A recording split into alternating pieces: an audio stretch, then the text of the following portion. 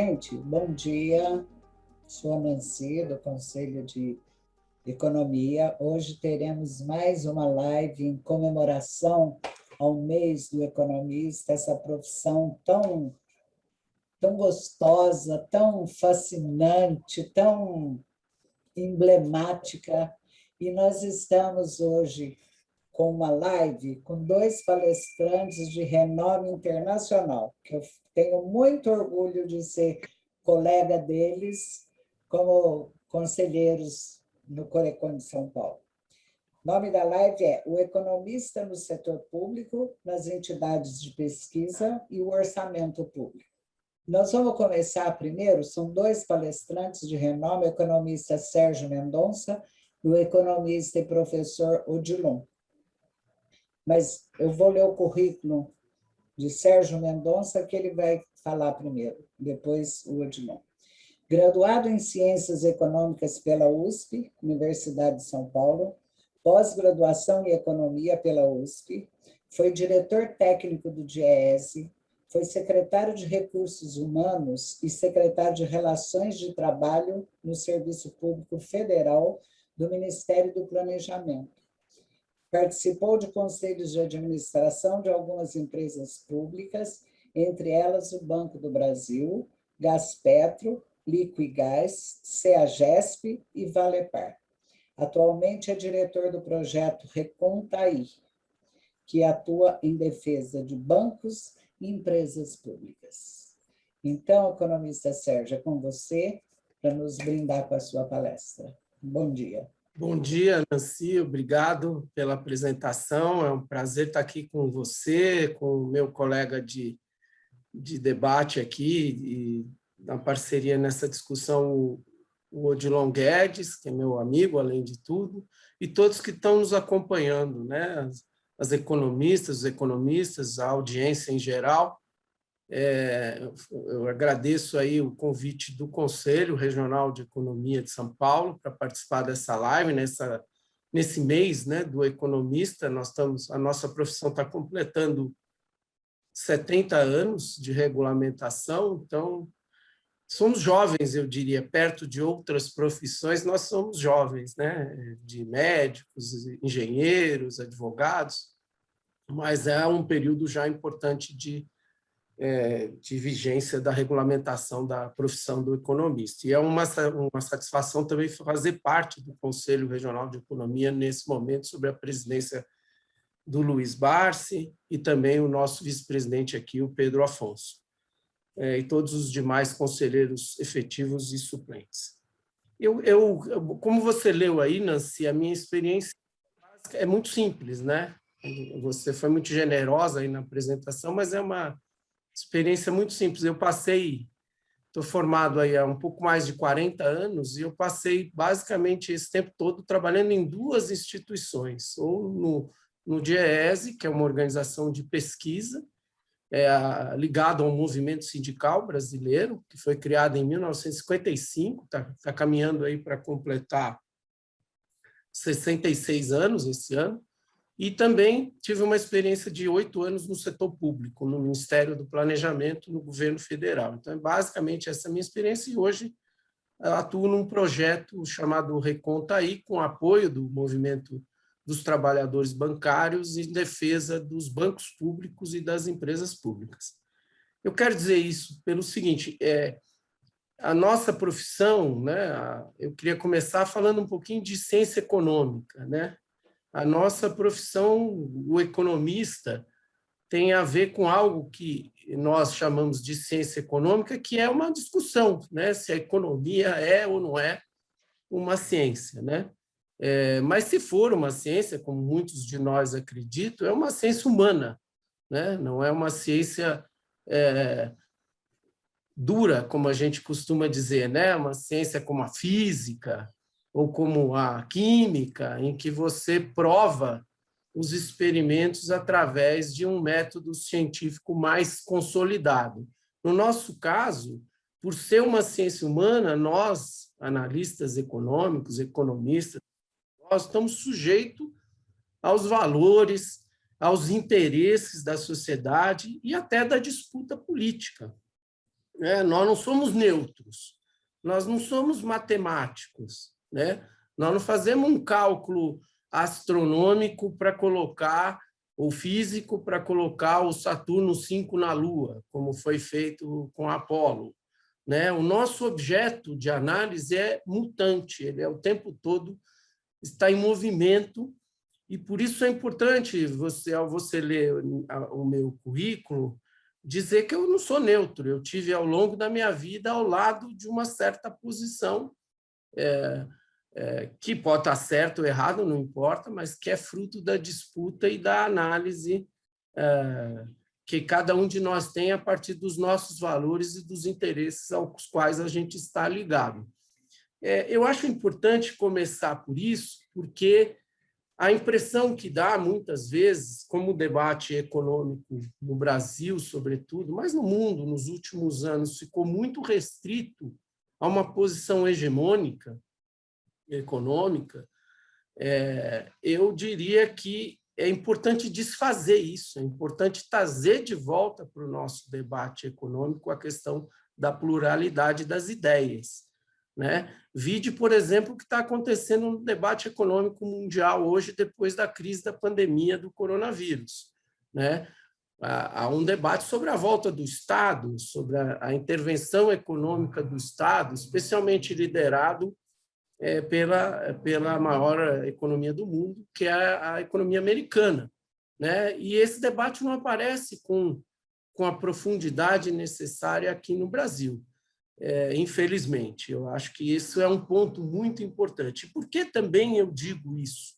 Eu digo isso pelo seguinte: um dos nossos colegas, não sei se foi o próprio Odilon, circulou por ocasião do dia 13 de agosto, dos 70 anos da profissão, da regulamentação da nossa profissão, uma fala do Keynes, que, como todos nós conhecemos, talvez, muitos consideram o maior economista do século XX, o fundador da macroeconomia moderna, né? E ele fala uma coisa que eu quero repetir aqui, né? O economista deve possuir uma rara combinação de dons, né? Ele tem que ser matemático, historiador, estadista, filósofo em algum grau. E eu diria, como o Pedro está aí também, contabilista, entender de contabilidade, entender de outras áreas do conhecimento, né? Como essas que foram citadas pelo Keynes. Ele tem de compreender símbolos e falar em palavras. Ele tem de contemplar o particular em termos do geral e tocar o abstrato e o concreto no mesmo voo de pensamento. Tem de estudar o presente à luz do passado com o objetivo do futuro. Nenhuma parte da natureza humana ou das instituições deve ficar completamente fora do seu olhar. Ele tem de ser voluntarioso e desinteressado numa disposição simultânea.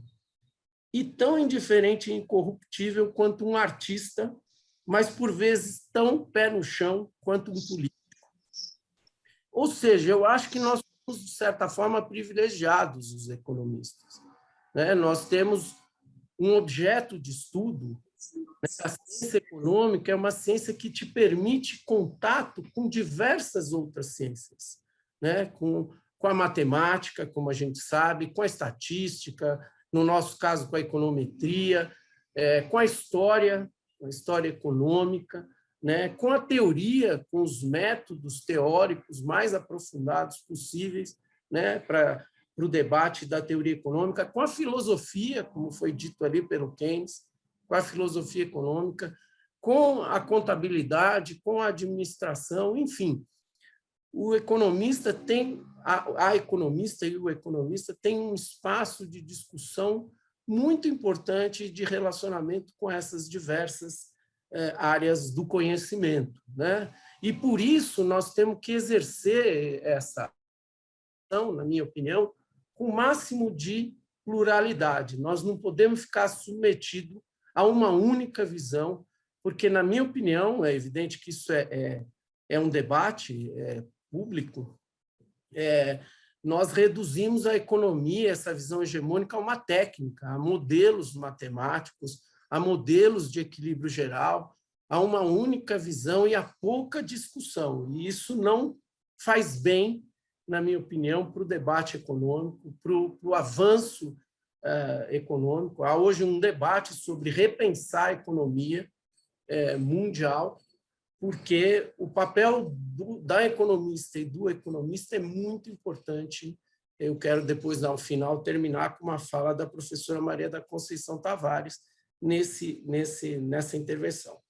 Mas falando rapidamente do economista no setor público e nas entidades de pesquisa, eu fui durante 30 anos do DIESE. O DIESE é uma organização que foi criada pelos sindicatos brasileiros para pesquisar, para usar a ciência a serviço da classe trabalhadora, né? E ele foi criado em 1955 para calcular o índice de custo de vida, né? O que a gente conhece hoje como índice de preço, e o IPCA é o índice oficial de inflação no Brasil. E por quê? Porque naquela época, na década de 50, o único índice de preços que existia em São Paulo era calculado pela Fiesp, pela Federação das Indústrias do Estado de São Paulo. E havia muita desconfiança do lado dos trabalhadores sobre aquele índice. Ninguém estava dizendo que o índice não estava correto, mas aí se resolveu criar o DIESE e se construir um índice de preço que existe até hoje, o índice de custo de vida do DIESE, para, através do método científico, né, utilizando as fórmulas conhecidas que se existiam, dos índices de Laspers, do índice de Pache, do índice de Visia, né, são várias as fórmulas para calcular um índice de inflação, você chegar a um índice de preços, como eu disse, usando a ciência econômica e o estado da arte do conhecimento econômico naquele momento, em meados dos anos 50. Depois, isso, então, foi muito importante, existe até hoje, e hoje nós temos no Brasil uma variedade de índices de preços, que são calculados os oficiais pelo IBGE, pela FIPE da USP, onde eu tive a oportunidade de trabalhar no começo da minha carreira, pela Fundação Getúlio Vargas, né, que também faz diversos cálculos de índice de preços. Enfim, são instituições que disponibilizam esse conhecimento e esses indicadores para o debate público. Então, na verdade, o que eu quero dizer é, essa experiência mostra como você pode usar o método científico, aquele que você conhece, né, no caso da estatística econômica, da econometria, dos índices de preços, a serviço de uma visão do debate público, e, no nosso caso, nós entendíamos que a serviço da visão de uma classe que a gente chama até hoje da classe trabalhadora, para debater publicamente com os índices que existiam à época, que na época em São Paulo era o índice da Fiesp. Num segundo momento dessa experiência, também fizemos um debate sobre o desemprego. Como medir o desemprego numa instituição de pesquisa, que era essa instituição que eu participei, o DIESE, porque, na época, nós medíamos o desemprego, no começo dos anos 80, quando o IBGE começou a calcular a taxa de desemprego, através do conhecimento que existia nos países desenvolvidos. Você calculava o desemprego a partir do olhar, através do método científico, mas com o olhar da Organização Internacional do Trabalho nos países desenvolvidos. E isso não cabia num mercado de trabalho heterogêneo como o nosso. O Brasil, como vocês sabem, nós temos aí quase metade da população economicamente ativa está no setor informal, está no setor precário, são trabalhadores assalariados sem carteira, são autônomos que trabalham para o público, ou trabalhador por conta própria, que trabalha para o setor privado. Nós temos pequenos empregadores, emprego doméstico. Então, você não tinha capacidade, com a lente dos países desenvolvidos, desenvolvida pela Organização Internacional do Trabalho, pela ONU, você medir esse fenômeno do mercado de trabalho informal em países como o Brasil e países da América Latina, da África. Então, o saudoso professor Paulo Renato, que foi secretário da Educação, foi professor reitor da Unicamp, economista como nós, economistas, que honra a profissão de economista, ele e outros estudiosos levantaram a necessidade de desenvolver uma metodologia própria para medir o fenômeno do desemprego no Brasil. E o DIEESE abraçou, junto com a Fundação SEAD, que é o IBGE de São Paulo, né, a Fundação SEAD, através dessa parceria, calculamos durante décadas a taxa de desemprego, que nós chamamos não só o desemprego aberto, mas o desemprego oculto e o desemprego precário, oculto pelo desalento e oculto pelo trabalho precário. E hoje, o IBGE, na PNAD contínua, absorveu um avanço nessa metodologia, e hoje eu posso dizer que a taxa de desemprego que a gente mede no Brasil foi fruto dessa disputa saudável entre os métodos científicos para medir indicadores do mercado de trabalho no Brasil. Então, essa também foi uma parte importante da experiência que eu vivi numa instituição de pesquisa. Mas eu quero terminar essa fala e passar rapidamente para outra, antes de terminar a minha intervenção, dizendo que nós usamos o método científico, tentamos usar o que existia de mais avançado tecnicamente, mas nunca foi uma discussão técnica neutra. Esse é o ponto que eu quero deixar aqui para o nosso debate, seja hoje, seja para frente, né? A economia não é uma ciência neutra. Nós temos valores, e no meu caso eu estava ao lado de uma visão de mundo que, como eu disse, está sujeita ao escrutínio e ao debate público, que era a defesa desses indicadores para olhar melhor inflação, mercado de trabalho e desenvolver políticas públicas para enfrentamento desses desafios, tanto da inflação quanto do mercado de trabalho. Faço o registro que foi o DIEESE, junto com o Banco Mundial, que denunciou que a inflação de 1973 estava contida artificialmente. E isso levou a uma discussão, em 1977, da retomada das perdas salariais, através das lutas dos trabalhadores. Isso através do quê? De um indicador baseado na ciência, e na ciência econômica, na estatística econômica, na econometria, como eu registrei no início. E o segundo ponto, para passar rapidamente, acho que eu estou demorando demais, antes de passar a bola, é falar do setor público. Eu também tive essa experiência no setor público, e aí eu acho que o Odilon vai poder falar muito mais do que eu, pela experiência dele, mas o economista é muito importante no setor público, né? O economista, a visão, por exemplo, abrangente que a nossa formação permite para atuar no setor público, principalmente uma visão, por exemplo, da macroeconomia, né? De saber se você está, especialmente na dimensão federal, para que lado as coisas estão indo, como estão o equilíbrio econômico, as questões fiscais, as questões orçamentárias, né? As discussões sobre o orçamento público. Eu não vou nem me atrever aqui, pela experiência que o Odilon vai trazer para esse debate, as questões da legislação que nós somos, quando você atua no setor público, seja qualquer profissão, mas, em particular, o economista precisa conduzir a sua atuação através dos princípios constitucionais, da impessoalidade, da moralidade, né, da publicidade, né, da transparência, da eficiência, da legalidade, obviamente, como eu falei aqui, nós, como membros do Corecon, somos obrigados a seguir isso por ser uma autarquia federal. Então, o economista pode dar uma enorme contribuição para a gestão pública, de novo, pela formação abrangente que ele tem, né? E isso eu pude participar, eu estava numa determinada área do Ministério do Planejamento, mas o fato de ter uma formação econômica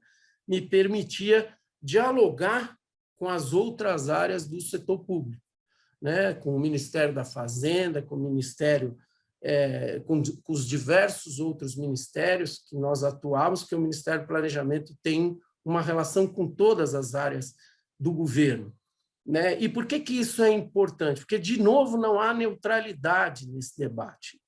O governo, a atuação na gestão pública, no setor público, é uma atuação de permanente disputa, né? Disputa, muitas vezes, por objetivos nobres, de construção de políticas públicas, né, que tem interesse, que tem a população como seu alvo principal, né, o povo, o bem-estar da população, e nem sempre com objetivos tão nobres. Então, ter um conhecimento abrangente, como a nossa profissão permite, pode nos ajudar muito a fazer a participar dessa gestão pública como economista, e especialmente ter essa capacidade de diálogo.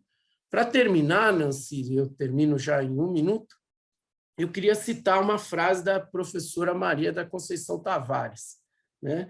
Ela disse também, nós, por ocasião da nossa comemoração dos 70 anos, isso circulou bastante, esse texto. Não vale a pena ser economista se você não achar que tem que dar uma contribuição com a tua profissão, com a tua dignidade, com o teu esforço e com o teu talento para o desenvolvimento do seu país. E se você não se preocupar com o povo brasileiro, aí, meu bem, é o jeito da Conceição falar, todo quem conhece ela sabe que ela é assim, é que não vale a pena mesmo. O economista trata de problemas sociais e políticos. A economia é um instrumento para melhorar socialmente e politicamente uma nação, para integrá-la, para torná-la finalmente um sonho do Celso Furtado, um país mais homogêneo, mais justo e mais igualitário. Então, eu quero terminar com isso e dizer que eu agradeço mais uma vez o convite, deixar essas palavras aqui e ficar à disposição do nosso debate. Obrigado, Nancy. Retorno para você. Olha, eu que agradeço pela palestra, muito esclarecedora. Qualquer outra pessoa que assistir, sem ser economista, vai ter a verdadeira dimensão do que é um economista, um curso de economia. Muito obrigada, Sérgio.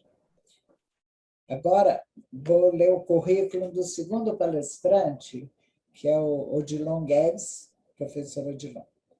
Odilon Guedes, economista, mestre em economia pela PUC São Paulo, especialista em finanças públicas, professor na FAAP, professor de graduação e pós-graduação nas faculdades Oswaldo Cruz e Escola de Governo conveniada à USP, e professor convidado da FGV São Paulo e da EASH USP, consultor do Instituto Polis de Estudos e Políticas Sociais. Foi vereador em São Paulo por 2 mandatos, tendo sido membro da Comissão de Finanças e Orçamento da Câmara Municipal e subprefeito no município. Publicou artigos sobre economia no Valor Econômico, Le Monde Diplomatique, Brasil, e Folha de São Paulo. Ministra cursos e palestras sobre finanças e orçamento público. Então, quem vai nos brindar agora com a sua palestra é o professor Odilon Guedes. Boa tarde. Bom dia, né? Bom dia, Nancy. Agradeço o convite do Conselho Regional, muito importante estar participando desse debate junto com o Sérgio, coordenado com você. Queria cumprimentar quem está nos acompanhando, o Pedro, o Vicente, a Fernanda, o Nabas, colegas aí do Conselho e os demais. E esse tema é um tema fundamental, e a minha experiência pessoal foi em grande, ou quase totalmente na área pública. Eu cheguei a trabalhar no setor privado, foi até uma experiência muito legal, logo depois de formado, mas depois eu me dediquei à área pública, à área de orçamento e finanças. E eu fui vereador, como coloca aí no meu currículo, que foi uma experiência muito importante do ponto de vista de fiscalizar as contas públicas, e fui subprefeito, que também foi uma das maiores experiências da minha vida, porque quando você está no executivo, não adianta ficar discursando, você precisa resolver os problemas que se colocam lá. Eu fui subprefeito de Jabaquara, uma região de 220 mil habitantes, então foi uma experiência fundamental, e como professor. Inclusive, viu, Sérgio, eu que passei aí essa fala do Keynes, e eu passo isso para todos os meus alunos no primeiro dia de aula, porque o Keynes define o que é um economista. Eu me sinto um privilegiado de ser economista. Para mim é uma profissão que tem uma contribuição fundamental para a sociedade humana, tá certo? Pela formação que a gente tem na escola, porque eu falo para meus alunos, quem estuda para valer, sai conhecendo o mundo, todas as relações, o que o Keynes fala, você tem uma visão da área internacional, de geopolítica, de história, de matemática. Então, nós somos altamente privilegiados, sem querer dizer que nós somos melhor que os outros, tá certo? E aí eu vou colocar um pouco aí como é que eu vejo a questão do Estado e depois a questão do orçamento público, tá certo? Então, veja, pela nossa formação, nós temos um papel decisivo no Estado, tá? Se você pega o Estado, inclusive com o advento do neoliberalismo aí a partir do fim dos anos 70, com o Reagan e a Margaret Thatcher, você deixou o planejamento de lado e o papel do Estado, que é central. E aí não é um problema ideológico. O Estado americano, até hoje, tem um papel fundamental, tanto que faz 15 dias saiu um pacote do Biden de 1 trilhão e 200 bilhões de dólares para recuperar a economia americana. Isso é a intervenção direta do Estado nisso, dos países europeus, tá certo? E aqui no Brasil também, tá? Se a gente pegar todo um modelo de substituição de importações, o Brasil se desenvolveu muito, e principalmente do ponto de vista industrial, pela ação direta do Estado, tá? Então, não é um problema ideológico, é um problema, se você tem um projeto nacional, o Estado é decisivo, e nós temos um papel diante disso. E aí eu dou aula na FAAP, na Oswaldo Cruz, já dei aula, e devo voltar ao semestre que vem, a dar aula de economia do setor público. E uma das questões centrais que a gente debate, quer dizer, qual é o papel do Estado, tá, na área pública? Então, o papel, e qualquer livro de teoria da economia do setor público traz isso. O Estado tem 3 papéis fundamentais. O primeiro é o papel alocativo. É o Estado que analisa. Por exemplo, se a gente pegar o Brasil, é o Estado que tem uma visão da onde precisa investir em educação, saúde, pesquisa, tecnologia, infraestrutura, construir hidrelétricas, como é que está o mercado de trabalho, o que precisa ser feito, transferência de renda. Então, a questão alocativa é um dos papéis do Estado e está vinculado diretamente à vida da sociedade. E para você alocar recursos, você precisa saber como é que está a situação das finanças públicas, a questão da dívida pública, a remuneração dos títulos públicos. Veja, nós temos uma formação que nos permite a entrar nesse debate de forma qualificada. Tá certo? Então, você pega o Brasil, um dos países que tem a pior distribuição de renda do planeta. Recentemente saiu um estudo da Unafisco, e isso eu coloco muito, que o 0,1% da população brasileira, 0,1% de 215 milhões, dá 215 mil pessoas, detém 30% da renda nacional. Tá? O exemplo que eu dou sempre é o seguinte, se o Brasil tivesse 1.000 pessoas e 1.000 pães, uma sozinha ia comer 300 pães. O resto ia ser distribuído pelos 999, os outros 700 pães. Então, é uma coisa que o Estado tem que intervir para fazer essa distribuição de renda melhorar. E eu quero repetir, isso, um Estado que exerce esse papel é fundamental para melhorar a qualidade de vida da população. E aí entra a questão do orçamento. Tá? Quanto que é a arrecadação pública, aonde que está sendo gasto esse dinheiro, quem está sendo privilegiado ou não, o que é possível fazer, tá certo? Só para dar mais um exemplo, no orçamento público, você tem o orçamento público, no sentido lato, quer dizer, do governo federal, dos estados e municípios, todas as receitas públicas estão lá, todos os tributos. Imposto de renda, IPI, COFINS, ISS, IPTU, tudo. Tá certo? Então, nós temos que controlar, saber quem é que está pagando mais tributos ou não. E aí é outra coisa maluca do Brasil. Tem vários estudos, inclusive do IPE, que mostram que quem paga mais tributos no Brasil proporcionalmente, não do ponto de vista absoluto, proporcionalmente, são quem ganha até 2 salários mínimos. Depois a classe média, depois os milionários, tá? Pela estrutura. Inclusive, eu coordenei um sindicato aí, o Pedro, que está nos acompanhando, que é vice-presidente do conselho e presidente do sindicato. Eu coordenei um trabalho que nós fizemos uma proposta de reforma tributária e, veja, é assinado por 20 entidades da sociedade civil brasileira, desde o Sindicato dos Médicos do Paraná até os docentes da USP, da Universidade Federal do ABC, o Sindicato dos Servidores do Ceará, assinaram essa proposta nossa do sindicato, que a gente mostra esse absurdo. Tá certo? Só para dar um exemplo que eu sempre dei, pessoal, veja, a gente vê uma propaganda brutal do agronegócio. O agro é pop, tá certo? Aí o seguinte, os proprietários rurais têm que pagar o ITR, Imposto Territorial Rural. E aí, o estudo que eu fiz, eu publiquei no Le Monde e causou um impacto, é o seguinte, a arrecadação do ITR no Brasil inteiro, o ano inteiro, é menor do que 2 meses de arrecadação do IPTU da cidade de São Paulo. O agronegócio, com toda a exportação, praticamente não paga tributo sobre a terra, pagamos mais, nós aqui, pagamos mais IPTU do que os grandes fazendeiros.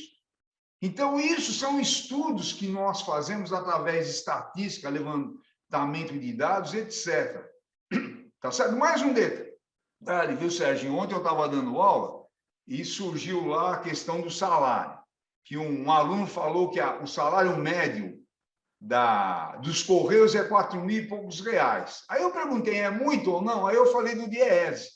O Diese tem um estudo, e o salário mínimo hoje que o Diese define deve ser de R$ 5.300, é mais ou menos isso, um pouquinho mais, talvez. Agora, isso não foi invenção do Diese. O Diese pegou o artigo 5º da Constituição Federal, artigo 6º, artigo 7º da Constituição Federal, item 4, que fala sobre o salário mínimo. E o salário mínimo, olha, ele é fixado. O que está na Constituição? O salário mínimo ele tem que atender ao trabalhador da sua família com moradia, alimentação, educação, saúde, lazer, vestuário, higiene, transporte e previdência social. Aí o Diese faz uma análise disso, chega em 5.300. Então, um trabalhador para pagar um aluguel de casa ou pagar a prestação, quanto é que ele precisa ganhar para comer bem, etc.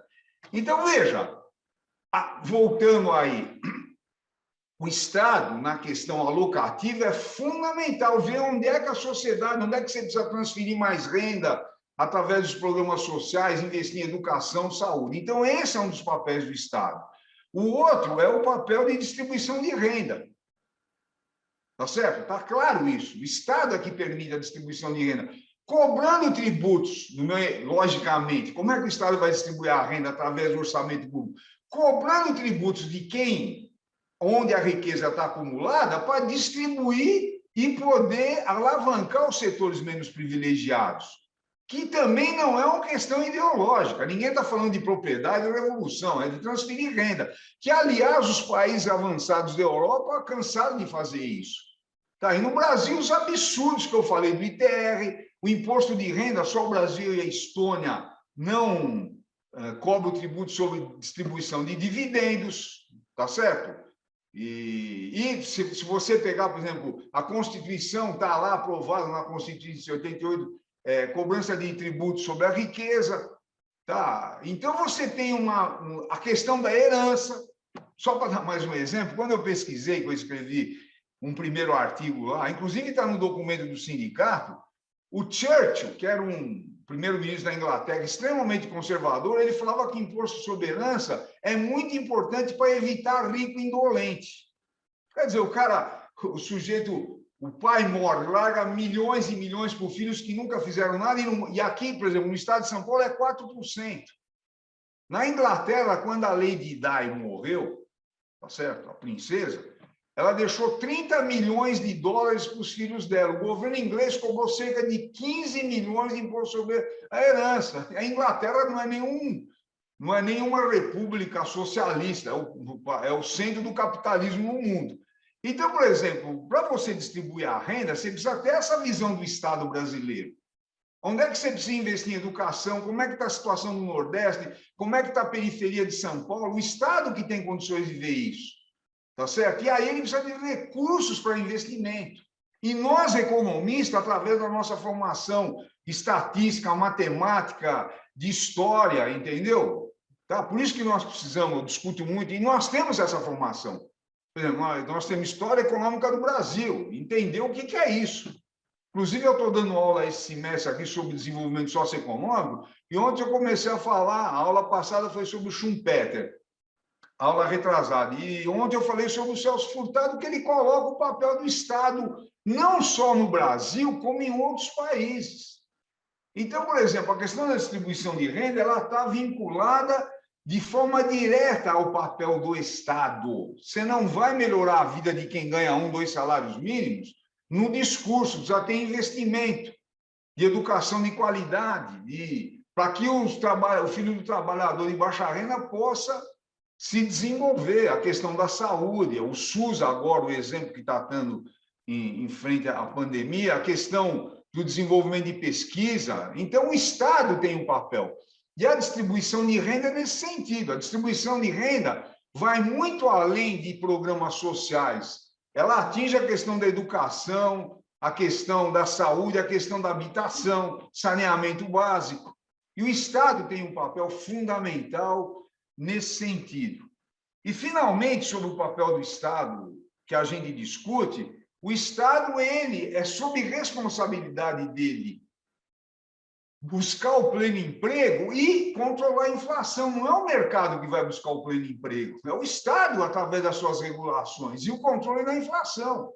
Então, a inflação, o que é? De custos e demanda, ou agora a inflação baseada na desvalorização do real, na valorização do dólar, tá certo? Então, nós temos o Estado que tem que ter esse papel de procurar controlar a inflação, por exemplo, né? Então, é um debate. A inflação brasileira, aí aumenta a inflação, aumenta a taxa de juros, tá certo? Aí isso aí encarece a dívida pública, o governo precisa pagar mais de juros.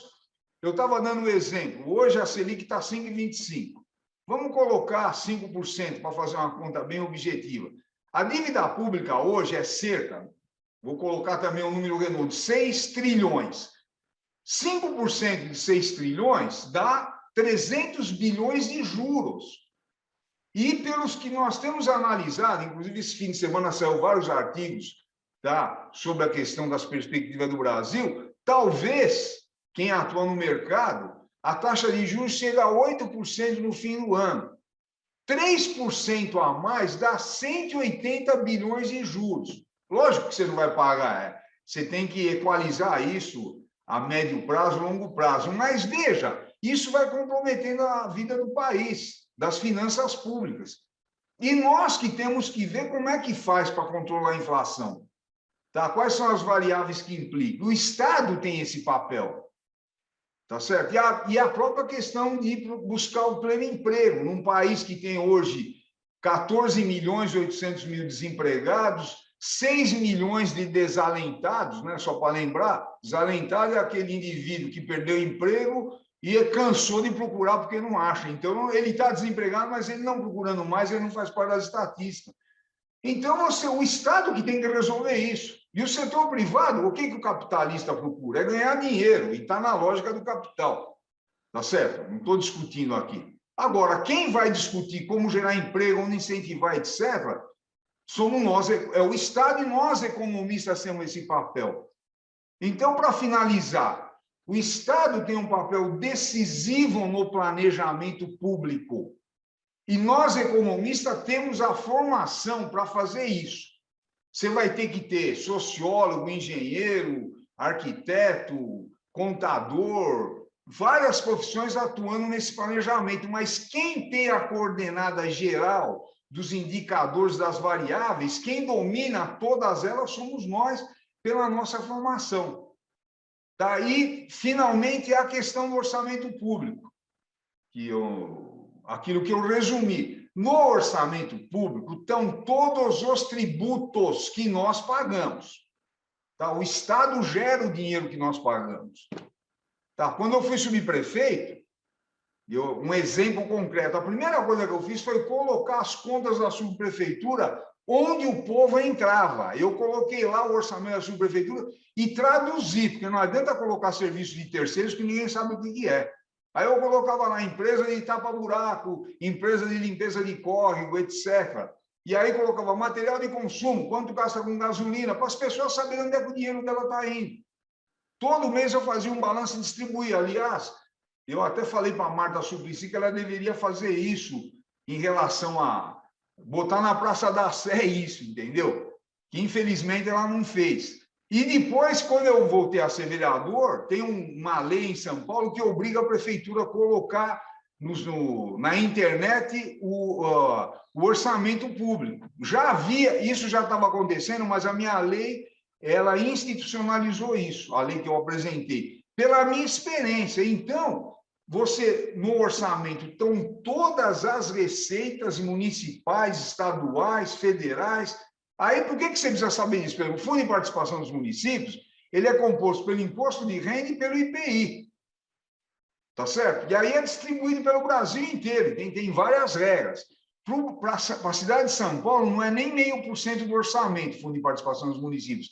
Mas para a maioria dos municípios brasileiros, eles só conseguem sobreviver por causa dessa transferência de recursos do governo federal. Então, nós temos condições de acompanhar isso. E, por outro lado, nenhuma despesa pública pode ser feita se não tiver no orçamento.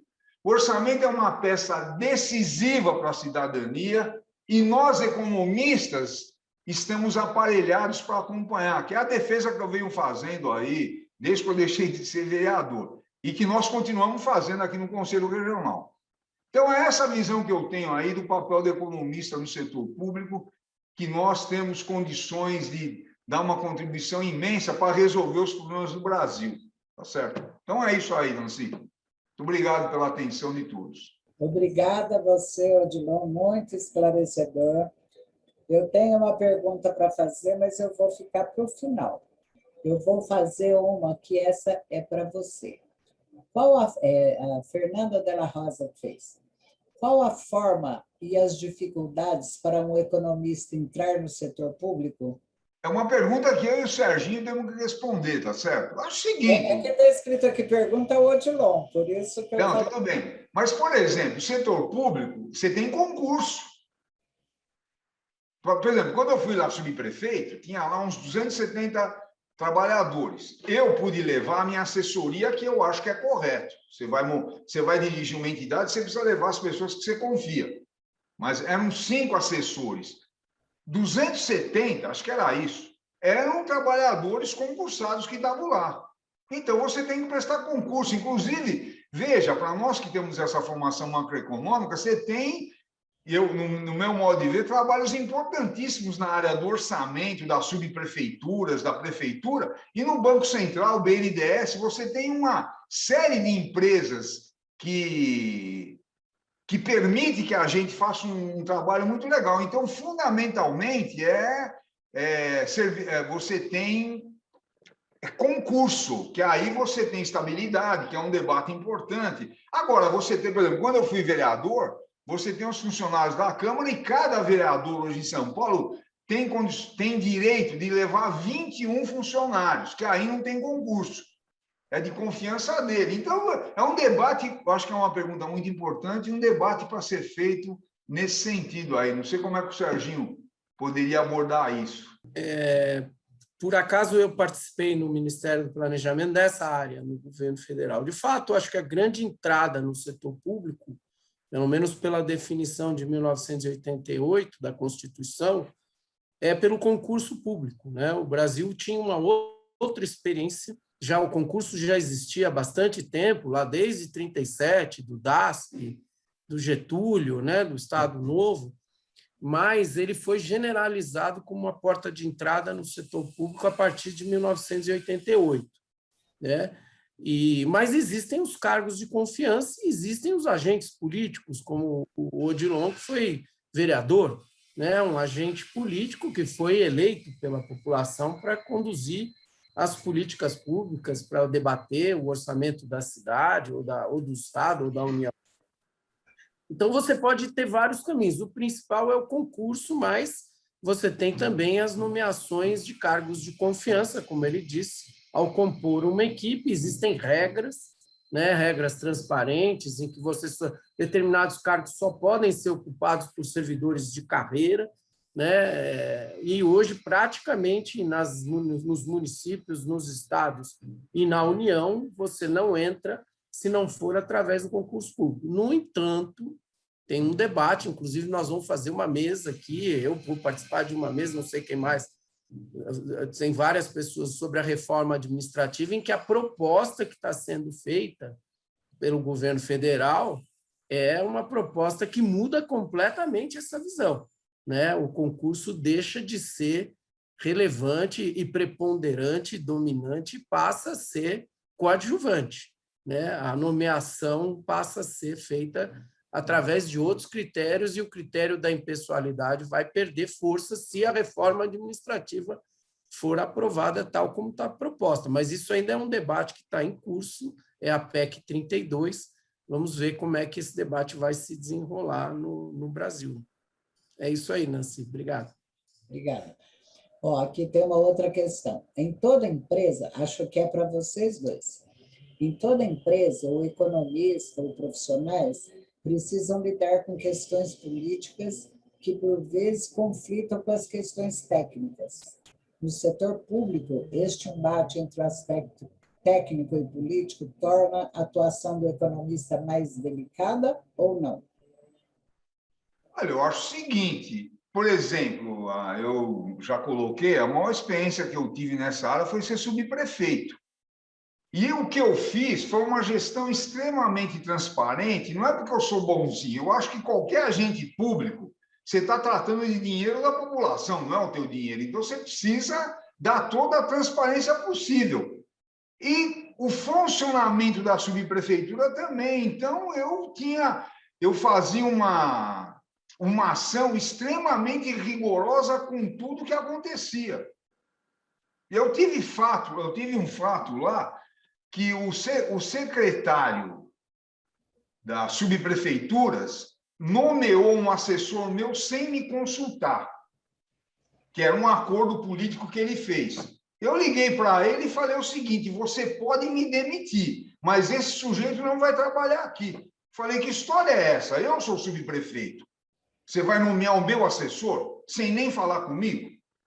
E falei para ele: se quiser, você me demite, que você é superior a mim. Mas aí é que esse cara não vai trabalhar. Amanhã ele vai chegar aqui e vai sair. E não deu outro. Ele foi lá, eu atendi ele educadamente e falei: você pode voltar de onde você veio. E não aconteceu nada. Então, depende muito da sua postura. Eu sempre tive... Eu faço política desde 68, quando entrei na PUC, fui do DCE da PUC, fui presidente do Sindicato dos Economistas, o Serginho era diretor. Tá certo? É a terceira vez que eu estou no Conselho Regional. Eu quero mudar o Brasil, eu quero melhorar a situação do Brasil. Tá certo? E não quero me dar bem na vida. Eu sou profissional. E uma coisa muito importante, eu nunca deixei de dar aula, deixei de ser vereador, continuei dando aula. Tá certo? Então, eu acho que essa é a questão. Você pode ter dificuldade se você aceitar as coisas e achar que tudo bem. Aí depende dos seus princípios. Aí é uma questão de cada um. Tem gente que vai vai pegar um cargo público para se dar bem na vida, que eu acho que nós não podemos fazer isso. Então, é essa visão que eu tenho. Pode ser difícil, mas a gente tem que enfrentar. Seguinte, eu acho a pergunta muito importante. Há uma sensação, e tem a ver com aquilo que eu comecei a falar na minha primeira intervenção. Há uma ideia de que existe um primado da técnica sobre a política, né? Eu sinceramente respeito, mas não partilho dessa ideia. Não partilho. Não há uma técnica superior, neutra, ahistórica, e que não esteja, especialmente na nossa área de economia, sujeito aos interesses, aos valores, aos conflitos. E isso vale para as empresas privadas também, né? Acho que foi a Fernanda que colocou esse ponto. As grandes empresas privadas são espaços de disputa entre gestores, entre trabalhadores, no sentido de talvez chegar aos objetivos daquela empresa, aumentar a lucratividade, expandir, investir em tecnologia. Então, não existe na minha opinião, na minha modesta opinião, não existe este primado de uma técnica neutra. Nós, economistas, quando estamos ou no setor público e também nas empresas privadas, nós estamos submetidos a essa discussão técnico-política, né, o tempo todo. Mas nós, muitas vezes, e é isso que eu acho que é uma crítica importante. No debate público hoje fica parecendo que o técnico é superior e o político não presta, porque vendeu a ideia de que a política é uma atividade ruim, é uma atividade que é ocupada por gente que só quer se beneficiar pessoalmente, que tem muita corrupção, como se houvesse corrupção apenas no Estado, né? Não existe corrupção nas empresas, só quem não conhece história econômica não sabe que a corrupção, por exemplo, eu indico ler a história dos barões ladrões nos Estados Unidos, no final do século XIX. É o setor privado corrompendo o setor público. Não existe corrupção no setor público se não tiver o setor privado participando da corrupção. Claro que isso é condenável, o Odilon mostrou um exemplo aí, nós todos temos que combater, mas eu acho que a pergunta da Fernanda é bacana para a gente debater esse assunto. Nós não podemos vender a ideia de que a economia, o debate da ciência econômica é um debate técnico neutro, ahistórico. Nós, economistas, somos agentes da sociedade, nós estamos sujeitos à pressão dos valores contemporâneos, dos valores históricos, dos interesses. Você já viu, né, Nancy, aqui, e é bom que seja dito, que tanto eu como o Odilon temos uma simpatia pelo Estado, temos uma simpatia pelo papel do Estado, pelo setor público. E isso não quer dizer que nós não achamos importante o papel do mercado, das empresas, do setor privado. É evidente que é importante, mas nós entendemos que sem um papel estratégico de atuação do setor público e do Estado, nós não vamos construir uma sociedade mais igual, com aumento do bem-estar, em cooperação com o setor privado, que é o que a experiência pós-pandemia está mostrando, a articulação do Estado, de novo, com o setor privado, para tentar tirar o mundo dessa crise econômica. E tem uma outra coisa, que a pergunta da Fernanda me permite, eu termino já rápido, Nancy, é o seguinte: nós estudamos teoria econômica, muitos aqui, como eu disse, eu há 4 décadas me formei, mas todos nós temos muita experiência, e nós lemos lá os manuais, todos os debates, os grandes pensadores de economia. Como é que nós podemos fazer um debate completo da economia hoje, no Ocidente, sem entender o que está acontecendo na China, que é o país que há 40 anos mais cresce no mundo? Cadê a China nos nossos manuais teóricos, nos nossos livros? Onde é que ela está? E o país que mais cresce economicamente no mundo há 40 anos é a China, é a segunda maior economia do mundo, e tudo indica que ela é uma economia que vai ultrapassar a americana nos próximos 10 anos. É uma economia onde a presença do Estado é fundamental, onde o crédito público ocupa 90% do crédito na economia, e nós não debatemos com a seriedade que isso tem a ver. Então, acho que por isso que eu disse desde o início, nós temos que ter uma visão plural do mundo, e é importante fazer esse debate. E essa discussão da técnica versus a política, na minha opinião, não existe essa dicotomia. É que a gente, muitas vezes, levanta esse debate público para não ser submetido aos valores. Eu acho que quando vem um economista falar, por exemplo, o Sérgio Mendonça, tem que falar que ele foi do Diese, que ele foi do governo X. Por quê? Porque todo mundo vai saber quais são as ideias que eu comungo. Muitas vezes vem um economista falando e fala: mas esse economista parece um ser que caiu do céu. Tecnicamente, o que ele fala é indiscutível. Na minha opinião, isso não é ciência, isso não é correto, não é nem sequer honesto intelectualmente. Queria fazer esse comentário em função da pergunta da Fernanda, que não foi o que ela falou, sou eu que estou dizendo isso, claro. Obrigado. Tá bom, obrigada aos dois.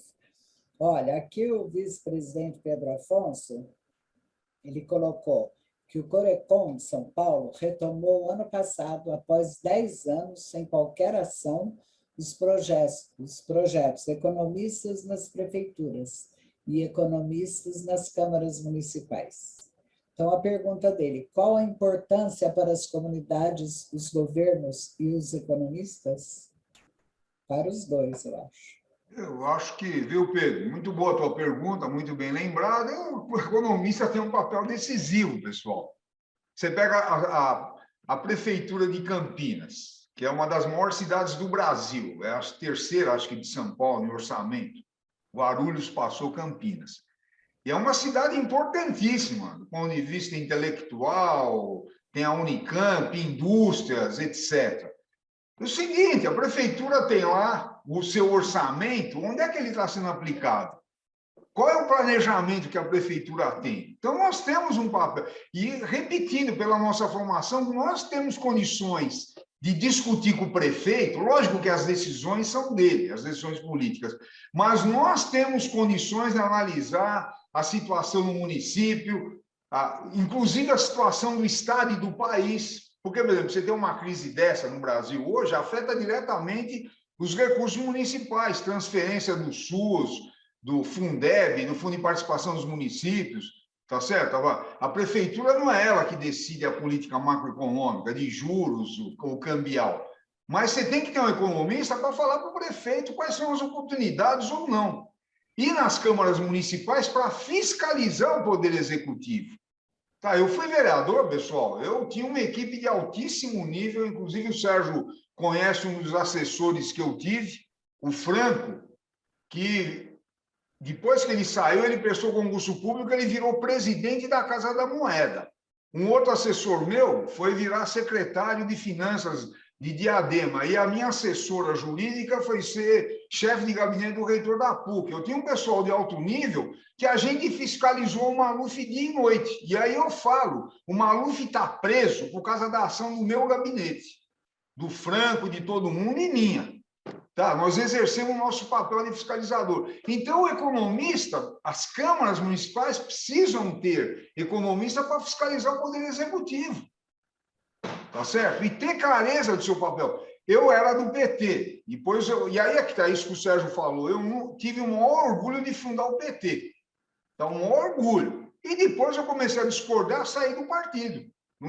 Estava discordando. E quando eu fui vereador, muitas vezes eu não votava projetos que a Marta mandava para lá, porque eu discordava. E eu falava para ela, você é do Executivo, nós somos do mesmo partido, você é do Executivo, eu sou do Legislativo, eu tenho que te fiscalizar.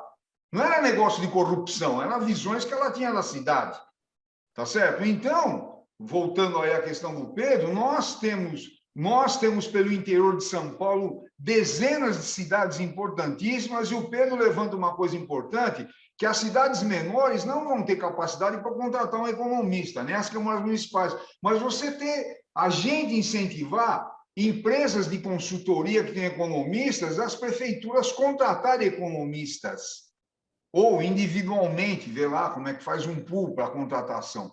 Então, tem um papel decisivo e é um mercado de trabalho para a gente. Quem ocupa são os contadores, pessoal. O contador é uma profissão muito importante, mas eles não têm uma formação que nós temos do ponto de vista de planejamento, etc. Inclusive, eu participei recentemente, a FIP organizou um debate sobre a questão do orçamento, do plano plurianual, e me convidou, eu e um prefeito aí do interior. E, no fim, lá, das pessoas que organizou lá era contador, e ele falou, olha, hoje tem um mercado enorme para os contadores, tem porque nós conhecemos muito pouco as finanças públicas. Para terminar, é uma discussão fundamental que no Conselho nós temos que fazer. As faculdades no Brasil, elas não formam economista para a área pública, formam para o mercado. E tem que formar para a área pública, porque é um mercado de trabalho enorme para nós. Então, viu, Pedro? Muito boa pergunta aí. Temos que trabalhar aí para desenvolver. Sérgio, quer falar? Você pergunta assim, né, Nancy? Eu quero. Eu acho que não, há muito. É que não direcionou a quem? O que eu vi foram os nossos comentários ali, eu acho que mas isso está sob seu comando ali, sobre a perda da importância da nossa profissão, né, da demanda nas faculdades. O nosso conselheiro Vicente também colocando sobre ser uma ciência lúgubre, que nós estamos aqui muito otimistas, né, sobre a economia, mas, enfim, não sei como é que você vai querer conduzir esse final, senão eu posso falar o final e comentar sobre esses... Então, eu posso fazer uma pergunta? Eu, Nancy? Lógico. Oh. Me desculpem se eu for muito ignorante. Eu gosto também do Estado, tenho simpatia pelo Estado, concordo com tudo que o Odilon falou de alocação e de tudo mais. Eu queria trazer só para o Brasil. O que enterra?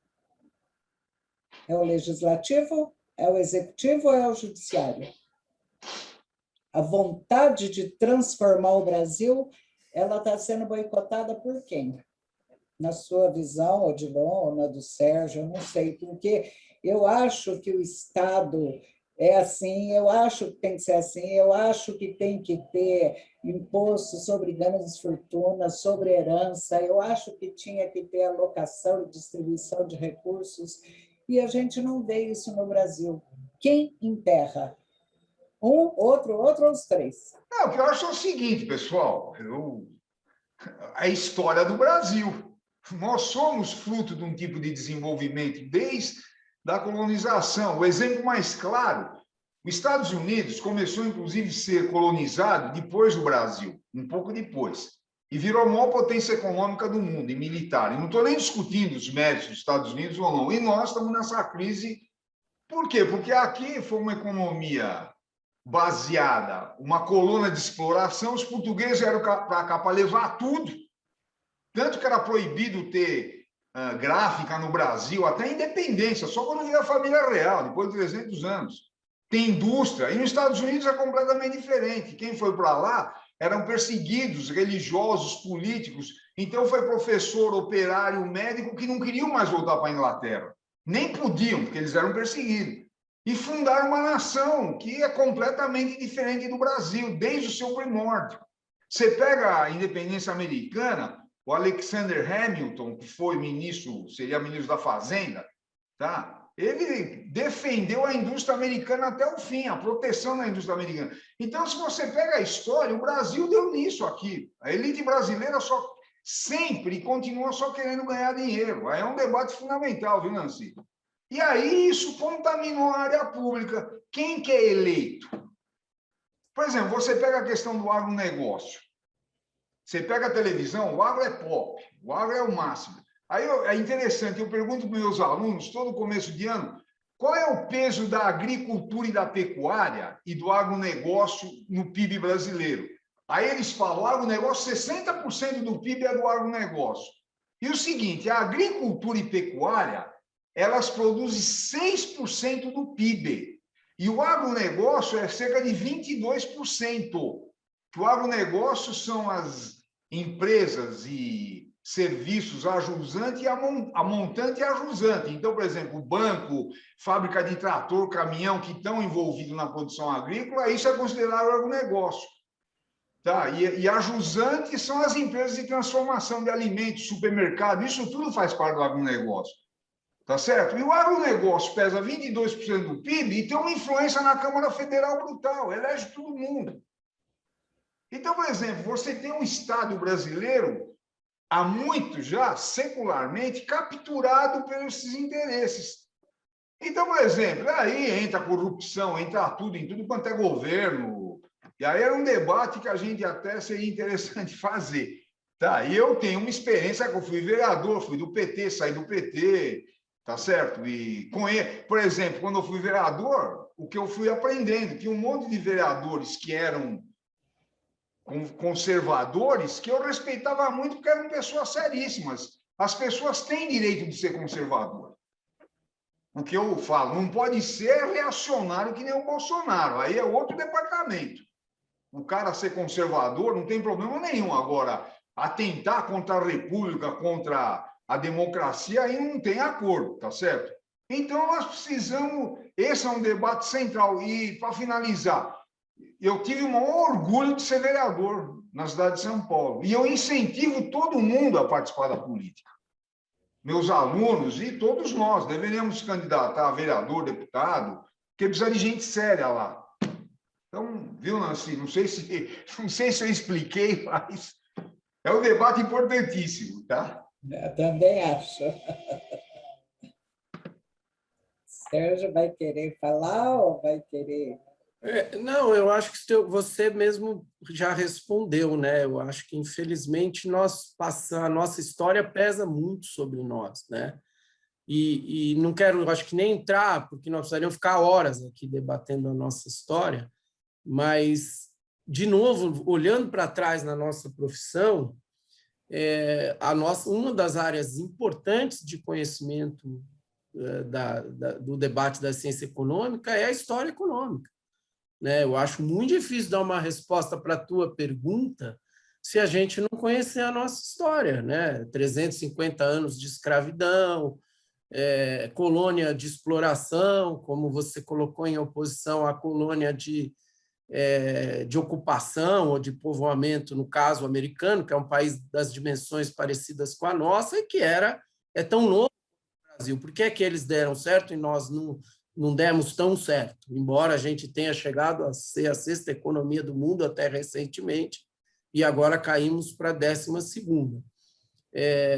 Mas eu acho que a nossa profissão permite, sim, esse debate, e é uma pena que eu acho que o Corecon, nós todos, claro, é uma responsabilidade coletiva, nós temos que, de novo, incentivar o nosso conselheiro Vicente, que está participando aqui, coordenando a comissão de tomada de contas, sugeriu que a gente faça um investimento grande na divulgação, no uso dos nossos recursos para divulgar o debate sobre a profissão do economista, né?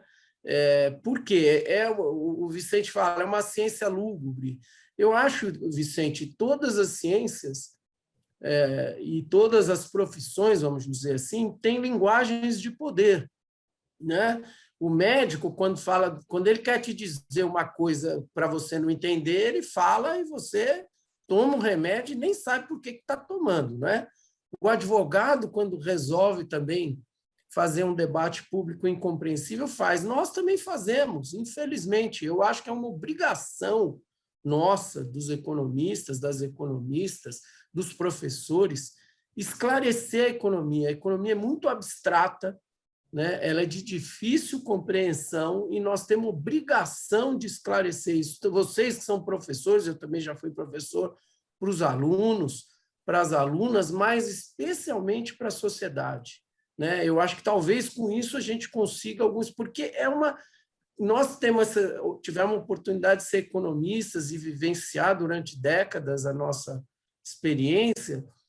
Sabemos que é uma área de conhecimento muito interessante, muito desafiadora, né? O economista no setor público, como o Odilon falou, o Pedro perguntou, ele não é melhor do que os outros, mas ele tem uma capacidade de compreensão do todo que ajuda a colaborar numa equipe de trabalho. Eu vivi isso no Ministério do Planejamento.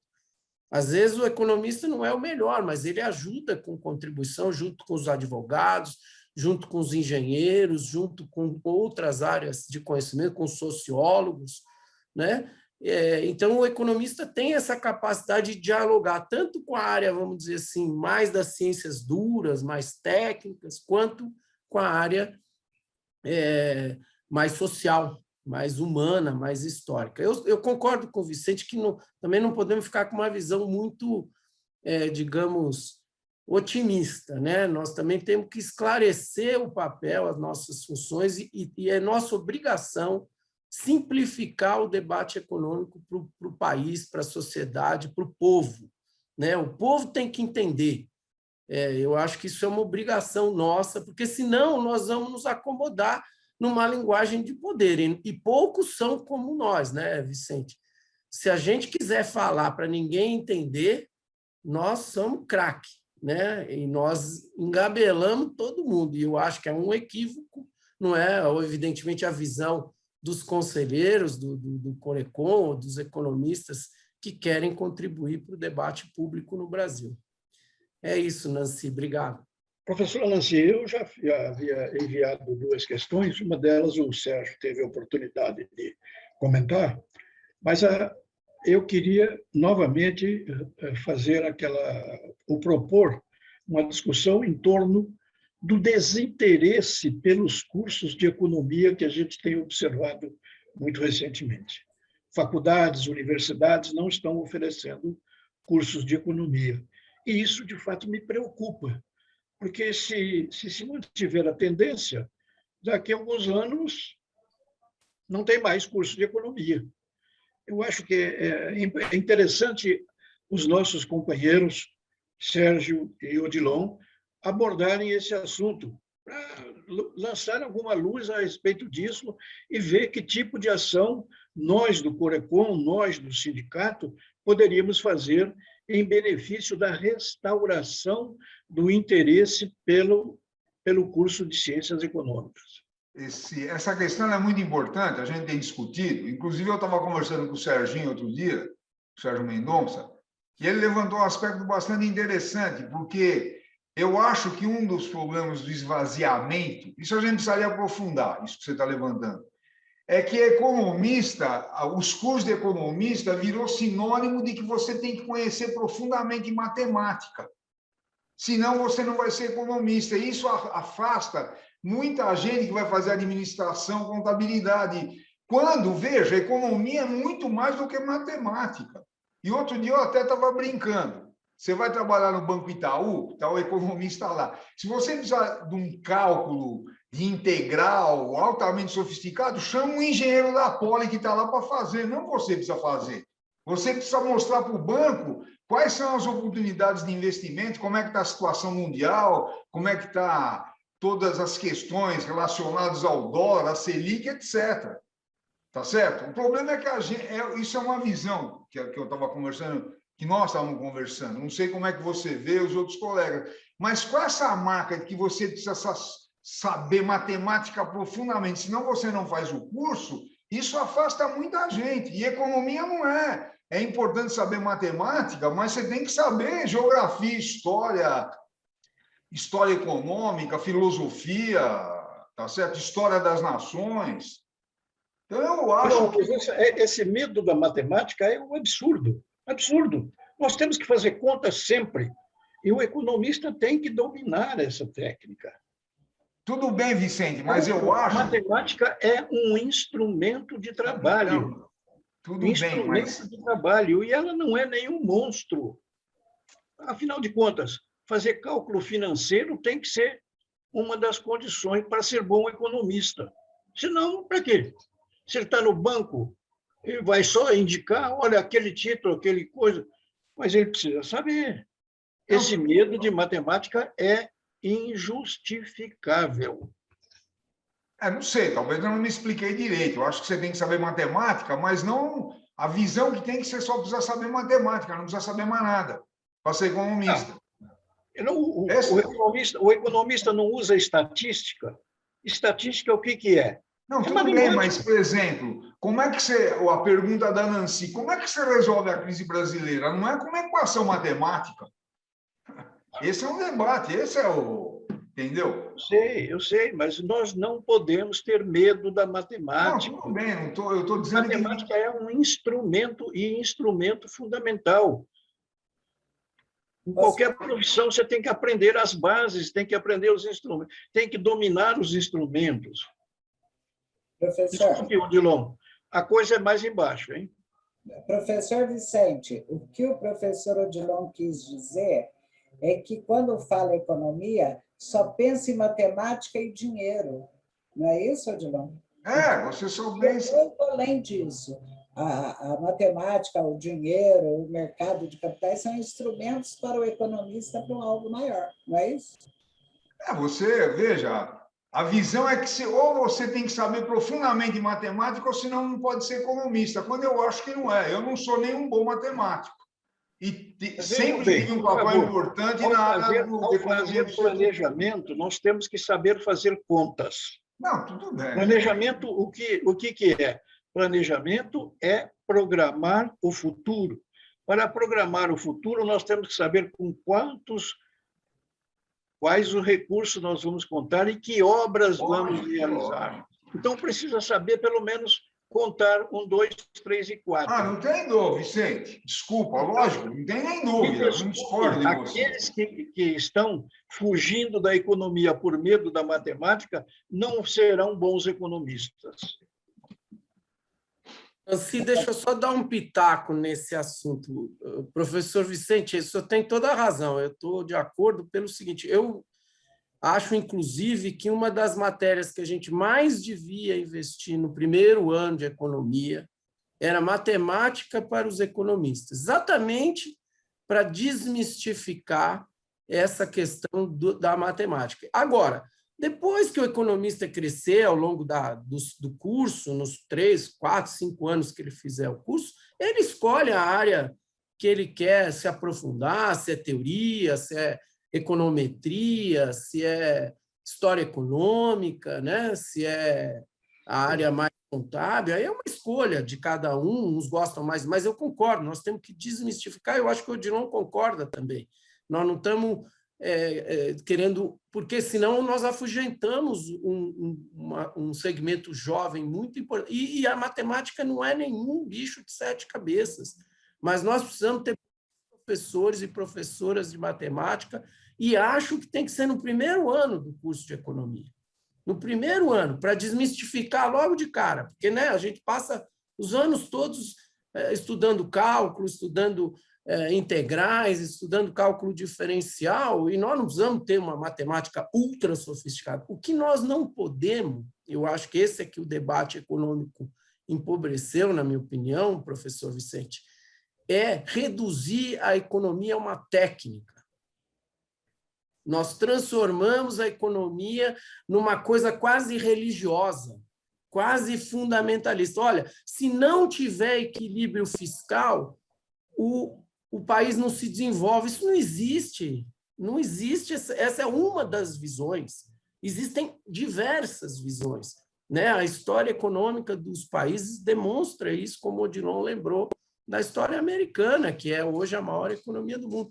Como é que a gente vai fazer, incorporar no nosso debate econômico a ascensão da China? Se a gente não souber, nós não estamos estudando sério economia. Se é a segunda maior economia, está virando a primeira economia, e não tem muito a ver com aquele manual de economia que a gente aprendeu nas últimas décadas. Eu acho muito importante, né? Então, nós temos que ampliar, e eu acho que a economia permite esse espaço plural de debate. Mas estou de acordo, eu gostava muito de matemática, né? Meu apelido na faculdade Vejam bem, econométrico, só para você ter uma ideia. Eu sempre gostei muito, mas isso nós não podemos reduzir a economia a uma técnica, a equações, a modelos de equilíbrio geral, senão a gente perde a riqueza da teoria, da história, da sociologia, da visão da sociedade. Eu acho que é esse o ponto que, se me permite... Perfeitamente. Eu estou de acordo com você, Sérgio. Agradeço até a sua participação nesse debate. Mas o que nós temos que ver é o seguinte: o ensino de economia está perdendo interesse. É preciso trabalhar nesse sentido. Da mesma forma que o Odilon, por exemplo, preconiza sempre que as prefeituras devem contratar economistas, mas economista que não sabe fazer conta não adianta. Eu não contrataria. E outra coisa, nós temos que entender também que a ciência econômica não é uma ciência só humana. Ela é uma ciência multiforme. Para fazer planejamento, é preciso saber fazer contas. Para propor para uma empresa por onde ir, é preciso saber fazer contas, porque o balanço está aí, é preciso verificar as condições de caixa, as condições de investimento. Vamos lembrar, por exemplo, no caso da indústria, nós estamos vivendo um processo de desindustrialização já há bastante tempo. O que o economista poderia fazer, o que o economista poderia sugerir diante desses problemas todos? Então, nós juntamos aqui muitas coisas que talvez pudessem, com o conhecimento que têm os nossos companheiros, 2 companheiros que estiveram aqui conosco hoje, o Sérgio e o Odilon, propor alguma coisa para reviver a economia, reviver o interesse pela economia. É isso que é a nossa, eu diria, a nossa missão hoje, para evitar o fechamento de cursos, para evitar o desinteresse da juventude para com a ciência econômica. É isso. O vice-presidente Pedro Afonso colocou aqui um trecho do livro A Riqueza das Nações, que todos nós estudamos muito, lemos muito, Adam Smith, está aqui no chat, muito interessante. Professor Vicente, eu não falei da questão que o senhor tinha, porque não está aqui no chat. O senhor deve ter mandado pelo WhatsApp, foi só por isso. Eu li as perguntas que estão aqui no chat. Olha, eu acho que o debate é muito rico, é muito oportuno. Acho que a gente tem que pegar a profissão do economista no ensino fundamental, antes deles irem para a faculdade. Na primeira vez que eu estava no conselho, que eu fazia palestras no estado inteiro, quando eles viam o que era a profissão do economista, eles me pediam autógrafo, era fila de aluno pedindo autógrafo para mim. Eu falava, eu não sou nada, eu não sou ninguém, eu não sou artista. Mas eles ficavam encantados com o curso de economia e com as possibilidades que tem. Então, eu acho que a gente deveria pegar lá o colegial, essas coisas. Isso é uma ideia para o Pedro Afonso, que será nosso presidente o ano que vem, né, Pedro? Para retomar esse debate. Eu acho esse debate importantíssimo, acho que deve continuar. Me senti muito honrada de participar com vocês, de mediar esse debate. Quero agradecer de coração a todos vocês. Falaram que era até 12h15, são 12h25. Por mim, eu vou até 2h da tarde. Como não pode, não, porque eu já sacudiu a cabeça. Então, eu tenho assembleia daqui a pouco, estou saindo. Por mim, eu iria, só que não pode, tem tempo. Eu agradeço muito ao professor Odilon, agradeço muito ao professor Sérgio, uma verdadeira aula de economia, de setor público e de tudo que vocês fizeram. Grandes cabeças pensantes, acho que um debate sobre isso tudo é muito interessante. E vocês querem alguma consideração final ou não?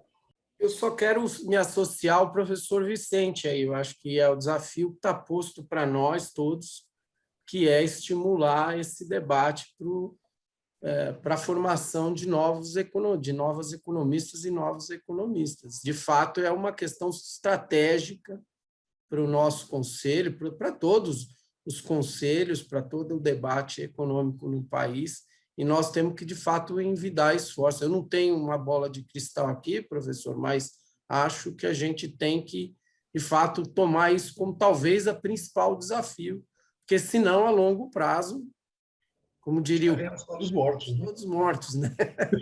A longo prazo, a nossa profissão estará morta. Né?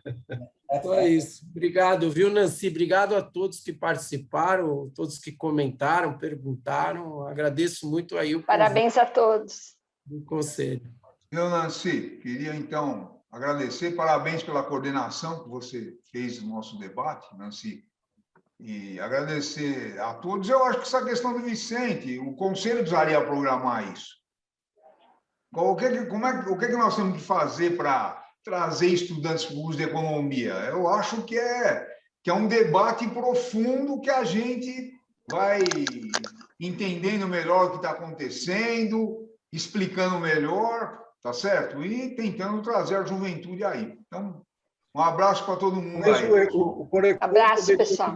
divulgar mais a função do economista, a profissão do economista.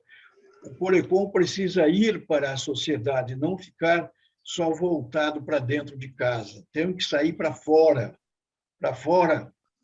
mostrar o que é a economia, quais são os seus benefícios, como o Odilon vem fazendo, por exemplo, no caso do setor público.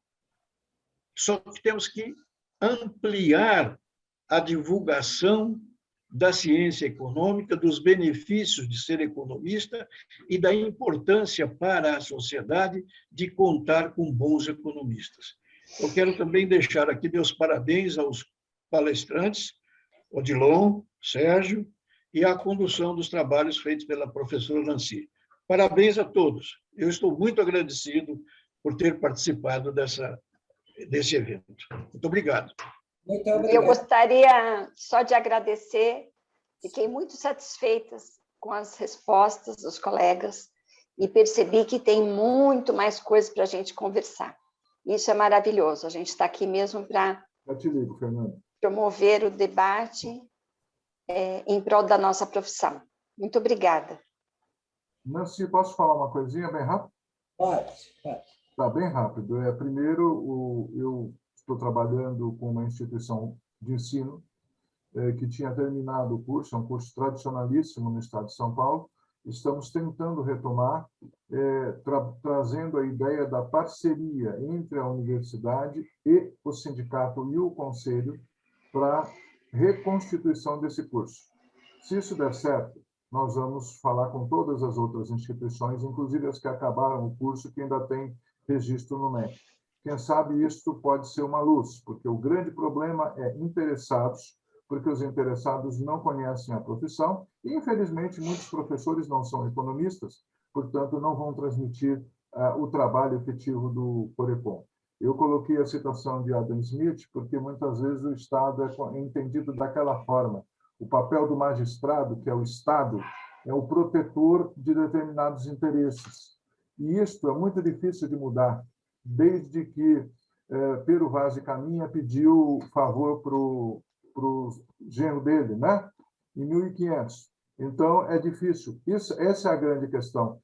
Às vezes não é questão do executivo, do judiciário, do legislativo, e sim dessa concepção errada do Estado. E eu tenho certeza que o economista precisa de todas as formações, mas ele nunca vai ser um cientista social se ele for um cabeça de planilha ou aquele que só enxerga dados na frente dele. Ele precisa dos dados, mas ele precisa enxergar a realidade que vai transformar, então, em política econômica. Certamente, o Estado ganhou muito nessa pandemia e nós vamos discutir a formação do economista na live de quinta-feira, às 18 horas. É um dos temas que nós vamos discutir. Então, quem sabe, seria ótimo que todos estivessem presentes para contribuir nessa formação. Parabéns, Sérgio, parabéns, Odilon, parabéns, Nancy, pela condução. E isso mostrou mais uma face da profissão de economista da qual estamos comemorando 70 anos de regulamentação. Parabéns, Corecon, parabéns, Sindecom. Parabéns a você também que teve essa ideia e colocou a ideia em prática. Gente, muito obrigada. São 12h31. Acho que a gente cumpriu o proposto, acho que foi muito bom e que teremos outras conversas assim, outros debates com as mesmas pessoas, por que não? Porque as ideias surgem, evoluem, tá bom? Um abraço a todos, um ótimo almoço, uma ótima... Abraço, gente. Abraço para todos, foi ótimo, obrigada. Parabéns a todos.